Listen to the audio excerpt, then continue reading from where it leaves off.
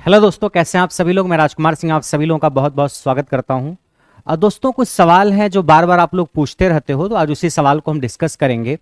आप में से जो भी बच्चे आरआरबी जेई की तैयारी कर रहे हैं उसमें दो टाइप के बच्चे हैं। एक ऐसा बच्चा है जो लंबे समय से नॉन टेक्निकल एग्जाम की तैयारी कर रहा था। आरआरबी जेई की वैकेंसी आने के बाद वो आरआरबी जेई की तरफ शिफ्ट हुआ है कि सर हम आरआरबी जेई का फॉर्म भरेंगे। अभी तक हम टेक्निकल एग्जाम की तैयारी नहीं कर रहे थे, लेकिन अब हम आरआरबी जेई की तैयारी करेंगे तो हमको किस चीजों का ध्यान रखना है। तो जो इस कैटेगरी का बच्चा है वो सीबीटी 1 तो मैं मान के चल रहा हूं को क्वालिफाई कर जाएगा, क्योंकि उसकी मैथमेटिक्स बहुत अच्छी है, रीजनिंग बहुत अच्छी है, फिजिक्स केमिस्ट्री बायो भी वो ठीक ठाक पढ़ाई होगा।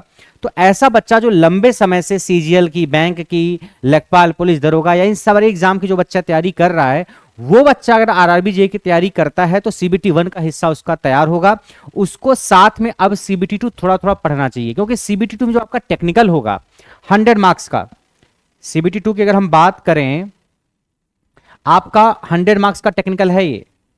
ये मान लीजिए इन्वायरमेंट है 10 नंबर की, कंप्यूटर 10 नंबर का, फिजिक्स केमिस्ट्री 15 की, जनरल अवेयरनेस 15 का, और टेक्निकल 100 का। ये टेक्निकल जो है वो बच्चा कभी पढ़ा ही नहीं है।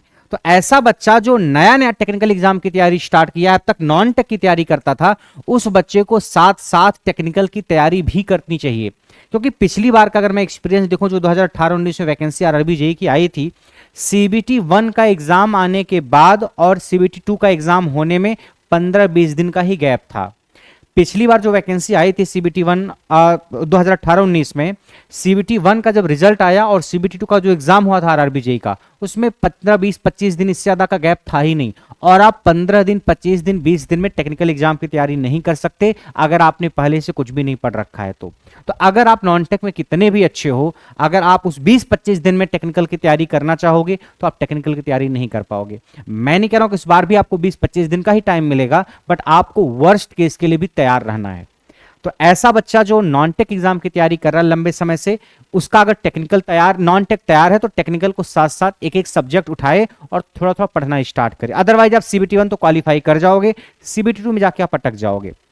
पहला कैटेगरी का तो ये बच्चा था। दूसरी कैटेगरी बच्चों की वो है जो लंबे समय से टेक्निकल एग्जाम की तैयारी कर रहे थे कि SSC JE, UPPCL JE, RRB JE, DMRC JE, अलग अलग स्टेट में जो जेई की वैकेंसी आती थी उसकी तैयारी कर रहे थे। उनका पूरा फोकस नॉन टेक एग्जाम पे नहीं था। तो जो ऐसे बच्चे हैं उनकी टेक्निकल तो ठीक ठाक होगी, लेकिन ऐसे बच्चे नॉन टेक में थोड़े से वीक हो जाते हैं कई बार। अगर मैं पिछली बार का उदाहरण लूं, जब सीबीटी 1 का रिजल्ट आया तो ऐसे कई सारे बच्चे थे जो अगर सीबीटी 2 में बैठते तो 100% सीबीटी 2 को क्वालिफाई करते। सीबीटी 1 केवल क्वालिफाइंग नेचर का ही था, मगर वो सीबीटी 1 में ही अटक गए क्योंकि नॉन टेक उनकी उतनी अच्छी नहीं थी। और कुछ ऐसे बच्चे थे जो नॉन टेक में बहुत अच्छे थे, सीबीटी 1 क्वालिफाई कर गए और सीबीटी 2 में घिस विस के किसी तरीके से टेक्निकल ही पास करके आगे बढ़ गए। तो ऐसा कोई बच्चा जिसकी टेक्निकल बहुत अच्छी है, अगर नॉन टेक उसकी अच्छी नहीं है, तो वो सीबीटी 1 में ही बाहर हो गया। तो फिर सीबीटी 2 में करोगे क्या अपने टेक्निकल की नॉलेज का? तो आपको सीबीटी 1 की तैयारी को अच्छे से करना है। आपको मैथमेटिक्स को, रीजनिंग को, फिजिक्स केमिस्ट्री बायो को, या जनरल अवेयरनेस का जो टॉपिक है, उन सारी चीजों को बहुत अच्छे से पढ़ना। जो आपका सीबीटी 1 का सिलेबस है, चाहे मैथ्स हो, रीजनिंग हो, जनरल अवेयरनेस हो, जनरल साइंस हो, इन सबको अभी से पढ़ना स्टार्ट कर दो और अच्छे से पढ़ना स्टार्ट कर दो। अगर आपने पिछले साल, 2 साल, 3 साल से टेक्निकल एग्जाम की तैयारी की है, तो आप अगर महीना, 1.5 महीना, 2 महीना, 3 महीने का भी टाइम मिलेगा तो आप टेक्निकल को रिवाइज करके ठीक ठाक तैयारी कर ले जाओगे। लेकिन नॉन टेक में अगर आप बाहर हो गए सीबीटी 1 में, फिर आपकी कितनी भी अच्छी नॉलेज क्यों न हो टेक्निकल की, वो किसी काम आने वाली नहीं है। तो वो बच्चा जो रेगुलरली टेक्निकल एग्जाम की तैयारी किया है, वो नॉन टेक को साथ साथ पढ़े और उस पर ज्यादा एनर्जी खर्च करे। और जो बच्चा नॉन टेक एग्जाम की तैयारी लंबे समय से करता हुआ आया है, टेक्निकल में नया नया प्रवेश किया है, उसको मैं कहूंगा कि टेक्निकल सब्जेक्ट को अभी से उठाओ और थोड़ा थोड़ा पढ़ना स्टार्ट करो। यानी जो भी आपका कमजोर एरिया है उस पर अभी से काम करना स्टार्ट कर दीजिए, क्योंकि आप एग्जाम में सेलेक्ट तब हो पाओगे जब आप सीबीटी 1 को क्वालिफाई करोगे और सीबीटी 2 को क्वालिफाई करोगे। कहीं एक ही स्टेज में आप अटक गए तो फिर आपकी कहानी चौपट हो जाएगी। तो ये दो चीजें हैं, इसका आपको ख्याल रखना है। अब आपको ये डिसाइड करना है कि आप किस कैटेगरी में हो। आपकी टेक्निकल बहुत अच्छी है तो नॉन टेक पे फोकस करिए, और नॉन टेक अगर बहुत अच्छी है तो अभी से टेक्निकल को पढ़ना स्टार्ट कर दीजिए। बाकी आपके जो बैचेज हैं, ये सारे बैचेज करियर वे लैब पे चल रहे हैं। इलेक्ट्रिकल ब्रांच का, इलेक्ट्रॉनिक्स ब्रांच का, मैकेनिकल ब्रांच का और सिविल ब्रांच का। इलेक्ट्रॉनिक्स ब्रांच में अगर आप कंप्यूटर साइंस या आईटी ब्रांच से फॉर्म फिल कर रहे हैं तो आपको इलेक्ट्रॉनिक्स ब्रांच का सिलेबस पढ़ना पड़ेगा, और आरआरबी जी इलेक्ट्रॉनिक्स का बैच करियर वे लैब पे चल रहा है। और अगर आपकी ब्रांच मैकेट्रॉनिक्स है, प्रोडक्शन है, इंडस्ट्रियल है, तो आप मैकेनिकल इंजीनियरिंग वाला बैच ज्वाइन करेंगे, वो मैकेनिकल के लाइट ब्रांच में आ जाता है।